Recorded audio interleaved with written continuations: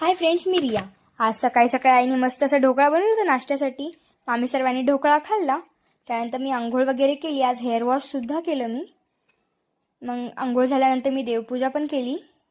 तसं मला आंघोळ करायला उशीर झाला, त्यामुळे मी लगेच जेवण पण केलं दुपारचं. आईने मस्त कोबीची भाजी, शिमला मिरची आणि डाळीचा भरडा केला होता. त्यानंतर फ्री टाईममध्ये मी एक ब्लाऊजसुद्धा शिवून रेडी केलं. मग मी लगेच फ्रेश होऊन रेडी झाले. मला जायचं होतं प्रिशाच्या स्कूलमध्ये ॲन्युअल डेसाठी.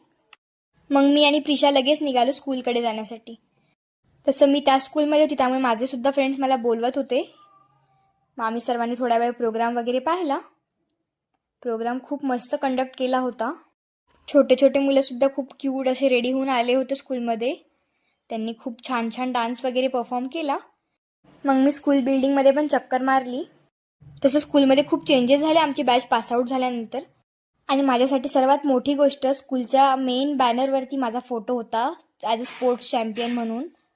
मग थोडा प्रोग्राम पाहून आम्ही लगेच गेलो घरी. तर असा होता माझा दिवस. थँक्यू.